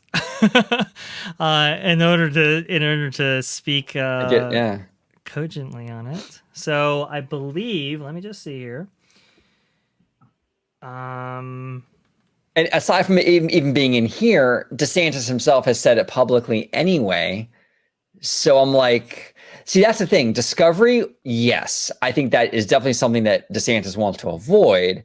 Mm-hmm. I just don't think that, the gotcha text message saying we're going to retaliate is a gotcha, because we know he's freaking retaliating. Yeah. It's public, and he knows that, and he knows that too. The second that he gets in front of a podium with a mic and he says it, he's in the clear because there's nothing left to be hid. It says right here. It says right here at point 10. This is on page 7 of the PDF itself. At the governor's behest, the state legislature first voted to dissolve the longstanding RCID, then ultimately voted to give near complete control of the RCID to the governor himself. As the Florida representative who introduced the Reedy Creek dissolution bill declared to the Florida House State Affairs Committee, quote, "You kick the hornet's nest, things come up. And I will say this, you got me on one thing. This bill does target one company. It targets the Walt Disney Company." There's also private conversations here that are listed as well. Let me just see if I can bring those up here. Let's see here. Sorry, I do apologize. I no, you're good. I didn't notice. It's only 188 pages, Dre. I mean, come on. Come on. To be fair, this is only 77. It's not. Well, and that's actually very appropriate right now with May the 4th coming in a few days, and the first Star Wars movie. Yeah. There you go. Yeah. There you go. I like it. Nice. Yeah. Well, it says actually that I believe it was detailed in DeSantis's book that he talked about. Yeah, under Florida's community. Okay, sorry. It says it references DeSantis's book and how, like I guess DeSantis was having a conversation with a person in the legislature in Tallahassee, and he said that it had to be carried out as quietly as possible. So, I mean, like there are certainly some things in which could be used against the governor even now. Right. Governor sent a fundraising email warning that Disney and other woke corporations won't get away with peddling their unchecked pressure campaigns any longer, not allow a woke corporation based in California to run for our state. There was a specific passage that they referenced, like some internal communications as well, but all these things have been offered up by the state already. So I don't know if the process of discovery will add to this, because it's already pretty bad if you're going, at it with that argument. Right. What's interesting is what will the process of discovery because if you're being sued, well, you can file for motion discovery yourself, right? And so if DeSantis's team does, what does that reveal? Right, exactly. Part of it too. Yeah, it's mutually assured destruction, basically, and I mean, it's an interesting idea, the discovery stuff. But I think absolutely. It's very interesting. I just think this guy was kind of. I'm sorry, OG. I think I hear something in the distance here. You gotta. Oh no! I must have hit that track switch. Got the train in the background. I just think it was. I mean, discovery might embarrass the hell out of DeSantis, and it probably will. Those kind of things usually do.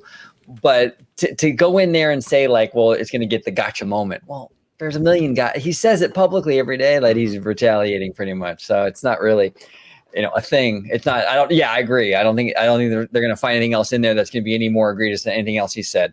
But Dre, I do want to bring up one thing. Because we're going to kind of wrap it up, I guess, pretty soon. But the guy from the meeting today.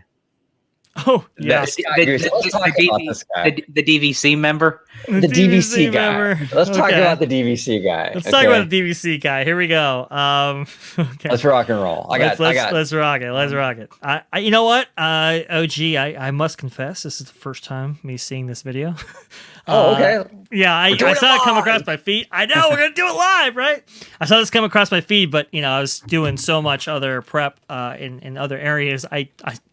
I didn't get a chance to see this one before, so I'm very interested in what we have to say here. So let's do it. Join us, folks, as we go over this. Dre, you'll enjoy this immensely. Oh, yes. I am so excited.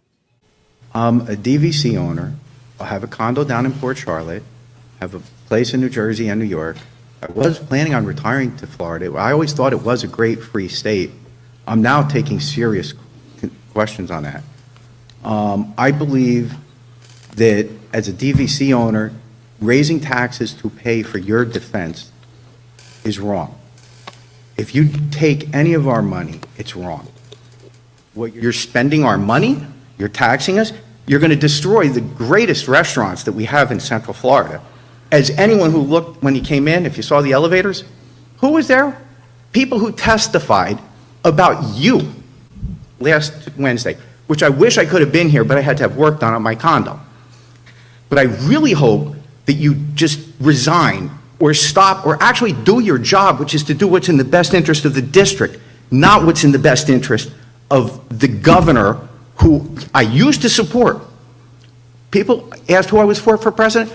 I was for DeSantis until he started this stupid war and is destroying us. Okay, so here's the thing. Like, okay. Got a lot of problems there, but go ahead, OG. Well, here's my issue. I actually agree with the guy on a lot because I do think this war with Disney is pretty stupid. I do. The Magic Band. We'll get into this is part of the problem that I have though with this guy. And look, if you're gonna, for example, if I'm gonna do a video, right, as a content creator, defending Disney, right? Mm-hmm. It's not a good idea for me to go into that video defending Disney wearing a big Mickey Mouse shirt, because what's going to happen when you drop that video, when you upload that video? Yeah. People that are against Disney or against your argument, the first thing they're going to go to is, look at that shill rocking the Mickey Mouse shirt, defending the mouse. You're handing your opponents basically a gift with that kind of crap. Yeah. So this guy gets up here with a magic band, dude. He's wearing a magic band. Okay.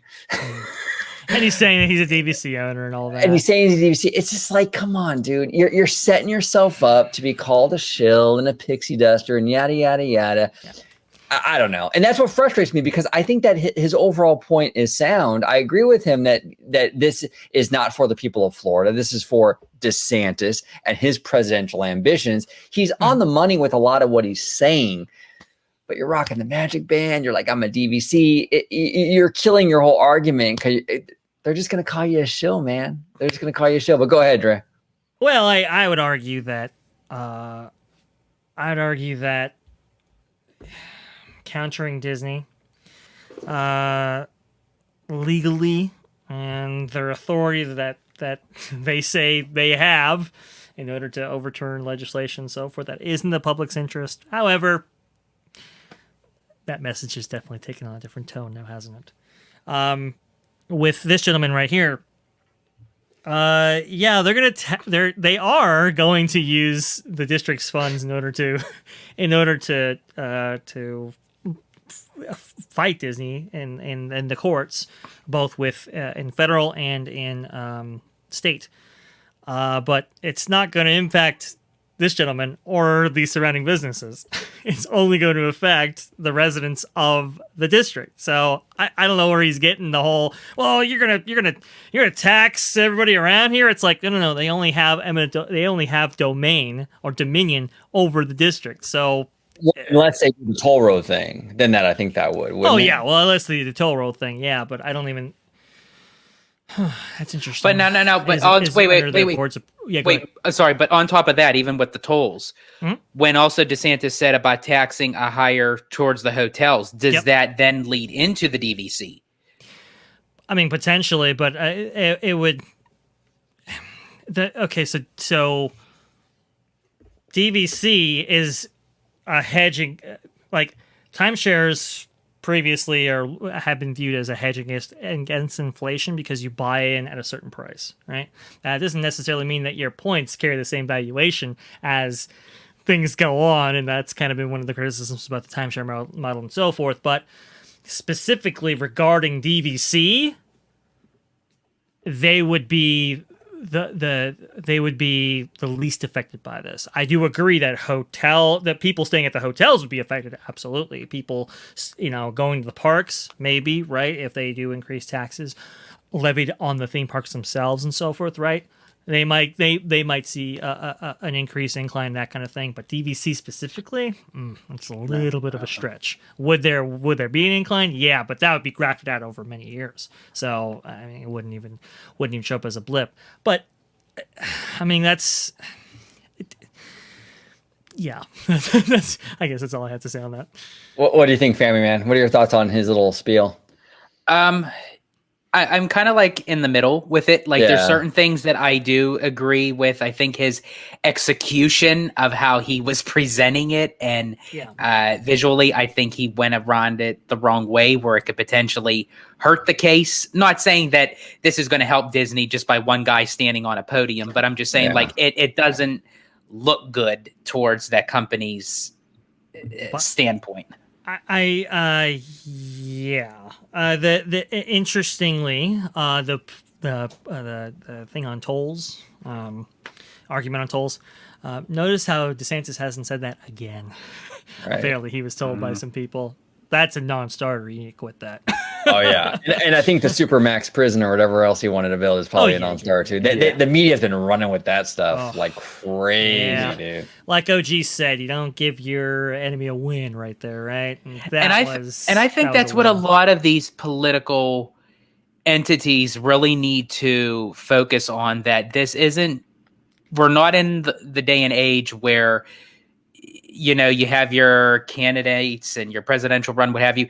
Everything you say down to the last period, question mark, exclamation mark, it is put on social media. You will find it in some odd shape or form out there in the universe. Right. So I think if a lot of these people, bigwigs, so to speak, is what I call them, is if they were to take that into consideration, it's you think that you're bettering yourself, but essentially you're hurting yourself. Yeah. Now, if maybe DeSantis or maybe the 46th president of the United States could heed that advice, George, I think we'd be a lot better off. Yeah. It's an interesting world we live in. I'm going to say this. Maybe we'll close it out with some predictions, but I think the days of the old Reedy Creek are gone. I don't think you're going to be able to put the genie back in that bottle 100%. There's going to be changes. Now, does that mean we're going to have the Central Florida oversight district still? I don't know about that. I do think there's going to be some kind of evolution, some sort of, at the end of the day, some sort of compromise or something that we land on. But it's not going to be the old Reedy Creek, and I don't even think it's going to be this current board. I think the courts and the public opinion and the politics are going to shake this out in an interesting way. But what do you think, Dre? Where do you think this is going to kind of land? Well, go ahead, George. I think you were going to come. Yeah, go ahead, George. Oh, no, I was just going to say, I agree with you, OG. I think it's not going to be the original. It's not going to be what it's trying to become. I think it's going to be a completely different beast, a completely different hybrid, something that we may not even think of what it could be. But I mean, I think that's going to be handled within the courts itself, because I wish I could say it could be between DeSantis and his party with Disney. I mean, it could very well happen, but I don't see that's going to be the case because it just keeps on getting uglier and uglier as each day comes on. We're getting more news that, they're just tearing each other apart. But as far as, putting that genie back in the lamp, I mean, I think you could pay extra for that. I mean, in the parks. But but speaking of that, it's also like with Fast Pass. Yeah. Fast Pass will never be the same. We have Genie Plus in the Lightning lanes. This is what I think it's going to be for Reedy Creek. It's like the point of no return. Go ahead, Trey. It is, and it's really unfortunate because I think both parties in this have looked pretty bad at various points in this. And it's just not a good. It's a little bit of a black eye. I mean, look, for as much as we talk about DeSantis losing favorability, Disney themselves has lost favorability, and unfortunately, they haven't rebounded from that even as of yet. So, I do agree with you, OG. There will have been an evolution taking place after all of this. We might disagree on what form that might take, but I think we are both in agreement that there is an evolution that will take place here, and honestly, in my opinion, it should have taken place. Now, under auspices, I think, as George would agree with, right? Under different reasoning, a different pretext, right? Correct. Yes. But yeah, this is overdue, and unfortunately, we have overcorrected, I think, in some regards, and it's gotten a little bit uglier than it should have ever been. And that is really unfortunate. As far as what will happen in this instance, I think I concur with Barnes. I mean, look, there was years ago I used to say, "Who's this Barnes guy? Whatever, he doesn't know what he's talking about." And then I kept watching him, and he was proven right over and over and over, and his predictive qualities were actually something profound. And so he's one of my few sources that I go to in matters not just regarding this, but in a wide area of the political context, even context of sports and so forth, and all of that. I do follow him, and he's usually pretty correct. In fact, I don't know if you guys know this, but he predicted who would win the Super Bowl before the season even started in one of these past years. Oh my god! So wait, so Dre, are you saying that he was the source of Back to the Future Part 2? Yeah, exactly. Right. Yeah. 100%. He's Doc Brown for sure. But the interesting thing about him though is that he's predicting it from a legal perspective though, because we said in the show, if his cachet, his political capital tanks, that changes the legal trajectory because people that would be judging these cases or whatever, they might not want to get involved with him, so that he might be right in terms of the legal standing, but the political stuff might derail all that. It might. This one we're gonna have to keep a watchful eye on for sure to see where this actually goes, because it could take a lot of different forms. The courts could throw it out outright, or it be ruled in Disney's favor all the way up until maybe even the Supreme Court. I have hesitation to say that the Supreme Court might take this up for various reasons. I think I've expressed them before, but suffice to say, this can go a lot of different avenues. However, I will concur. I will defer to Barnes on this only because he is so well versed, not just legal but political as well. But again, the tides may change, so to speak. So tides may change. Yeah, some people think that this might go all the way up to the Supreme Court. I don't know. We have some friends who think that it might go all the way. I know the friends. I know. I mean, we've seen some crazy shit happening in this world. I mean, anything's possible nowadays. That's true. I mean, a month and a half ago, we didn't think we'd be here. Right?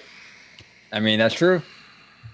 I mean, did we actually even really think that, we would be, in anything at the start of 2020? No one even predicted that of how even long that was going to take. Some people initially said, hey, you know what? I'm sure Jay Peck and DeSantis there in the back room laughing at each other, and none of this is going to go anywhere, and this is all going to be forgotten. Yeah. And now we're still talking about it. And I'm still waiting on that Chapuk book. I'm still waiting on it. I know, right? Man, yeah. I'll be at Barnes and Noble before they even open. I'll wait for their rope drop. Well, it's like we all thought that Chapek, when they renewed his contract, we got at least 3 years with this guy. And who knew? A few months later, he was out and Ira was back. You know, it's just I'm telling you, like after that whole during an Elton John concert. I know. It's crazy, like, man. Ever since that happened, I'm like super unsure about anything. I don't know. I know the Supreme Court pretty well. I don't see it. Not gonna do it. I just don't see it. No. There's a lot of cases that they should take up that they don't. Why? You tell me. But to take up this, Disney's own. But I think on Florida. But I think on both. I think on both parties' standpoint, I think they would want to avoid that at all possible. You know, even if it does come true, for it to hit up to the Supreme Court, because I don't think they would want it to stretch that much. There'd be some legal precedent there for sure. Yeah, that would be, you know, it has wild. some interesting implications for sure. And also too, did we go over, by the way, that the board themselves launched a lawsuit against Disney? Oh, we didn't. We'll do another one. Do another one? Well, we'll do another, I get done real fast. You get it done? Okay, because I didn't know if you had enough chance to kind of read it or. No, I mean, look, can we do an update if I find anything? Sure. Well, we'll just hit the basic points right here. Breaking, this comes to us via Walt Disney World News Today. Breaking, Central Florida Tourism Oversight District Board to sue Disney in response to federal lawsuit. So it's not a countersuit, right? This is a separate lawsuit that has been filed, that has been filed officially now, yes, by the board against Disney, specifically the Walt Disney Parks and Resorts US subdivision of the Walt Disney Company, in state court, not federal court. So it's a whole different avenue right here, and it's 188 pages. To your point, George. There we go. Right that's the one, right? There we go. What they're asking for is this: declare that the development agreement is void, unenforceable, and or invalid. So they're looking to make the same development agreements and restricted covenants that Disney wants to be valid by the court. They want to render them invalid here, at least in the court of law. Declare that the restrictive covenants are void, unenforceable, and or invalid, and issue an order enjoining Disney from enforcing the development agreement and the restrictive covenants. So they want, looks like, injunctive relief from that as well. So, interesting stuff. You know, it's a more favorable area, let's say, than the federal Northern District. So and that's what I'm saying. It just keeps on going. It's like it's not letting up. No, it's going to come hot and heavy here, and maybe even Ron DeSantis himself launches his own. Let's just say this: it's coming out hot and heavy, and not in a good way. Right? Yeah. Right? No, it's crazy. It's crazy. So we'll see. Yeah. I mean, it gives us a lot. Go ahead. Sorry. No, I just have one final statement before we close that. Sure. I'm gonna go balls to the wall, but I'm gonna be keeping it real, very serious here. Thank you, sir. Literally, of what we just discussed within 2 hours worth, you have 3 guys with a plethora of opinions, many different vocal points on either side, and yet we were able to have a human, decent conversation. No offense.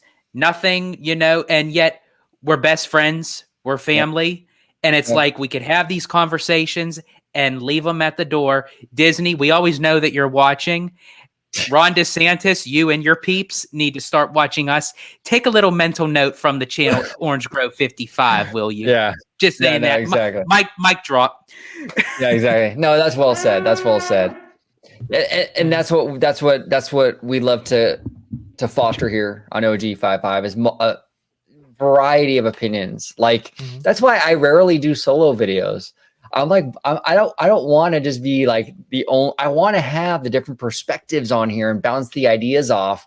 It's more fun. I just got to be real. It's more fun, And I do. Go ahead. Oh no! Sorry, Gad. You finish your statement. Yeah, I'll knock a quick solo video out every couple months, or every 3 or 4 months, whatever. But I have way more fun with these guys and debating and arguing and talking shop. It's just I don't know. Variety Spice of Life, 31 flavors, baby. There you go. And as I was saying, aside from OG wanting to have like a couple quickies here and there, but he'd rather have it extended long out. But sorry. But Exactly. I have to say though, I am very, very humbled. I'm very proud. I'm very honored to be a part of this channel, to do it with this with these fellas right here. I enjoy every moment with them that I get to be able to come on and do this, that no matter what we discuss, whether it's something in a positive way, in a maybe not so positive way, you know, we get many different aspects to the conversation, to the topics that we discuss every week. And I just have to say it's a true blessing. Absolutely, George. And that well said. I cannot say it better myself. Well said, sir. Absolutely. Thank you. Perfect. All right. Well, we'll close it out. George, I'll start with you. If you can let everybody home know where they can find you on social media, sir. Absolutely. You can find me on my YouTube channel, Disney FamilyMan23. You can interact with me on Twitter at Disney George. Please check out the podcast, A Walk with Walt. And of course, you'll find me here on my home base at Orange Grove 55 with Citrus Corner, with all that sweet, juicy, but sometimes sticky Disney news and info. There we go. And right over here, we got Mr. VashSky, Dr. Dre, host of the Freshly Squeezed show here on the channel. Dre, if you could let everybody at home know where they can find you on social media. The best place to find me is going to be at VashSky on Twitter. It's right down there. Just go ahead and type that in, and it should pop up for, as Christine Wessens McCarthy would say, for all of the robust discussion right there. And if you want to see me, well, it's going to be on the channel you're watching right now on Orange Grove 55. We have some amazing shows, including the one you're watching right now, where we talk about just about anything, actually. Orange Nerd, where we talk about everything C-suite related, and also the entertainment industry at large there. Yep. We have the amazing Citrus Corner, talk about everything Walt Disney World related, hosted by the one, the only, the amazing George down below right there, which, by the way, we will have some... I think, OG, you will concur with us. We will have some amazing videos coming on the Walt Disney World front, because there have been a lot of news and updates coming out of there that are definitely worth discussing. So you definitely want to stay tuned for that, folks. And also, Story Geeks with Jay, where we had talked about every single episode of Mandalorian as it came out, but we specialize in the stories that impact our lives over there on that, what is it? Show. Show, sub-channel show, as part of the OG55 network, right? Yes. And including my own Freshly Squeezed, your source for juice, news, and info, squeezed fresh right from the Grove. Now I do want to put this out. I do want to put this out there too. If Robert Barnes and or Legal Mindset want to come on the channel and debate me on legal stuff, let's go, bro. No. I don't think you want to do that. No. However, if Barnes wants to come on and maybe field some questions, that might be a very interesting show. That would be very, very cool. That would be very, very cool. No, I think if we did that other route, all three of us would have a whole new set of assholes. Oh, dude, I'm telling you. No. And I was planning, because, like, you know, there's this thing out there right now, like, is Twitter legal, you know? Yeah. And it's like, you know, it's hilarious. And we just want to reiterate, we are not lawyers, and we do our best. We educate ourselves. Dre, to his credit, read the entire complaint, right? The entire lawsuit. I did. 77 freaking pages on that Disney lawsuit. So we try our best, and especially, I mean, Dre's like unbelievable with this, man. I don't know how you got through it all. I really don't. I really do not know how you got through it all. To be fair, it wasn't that bad of a read. Is actually, I thought, drafted pretty well, and takes you through it there. But it was not necessarily easy.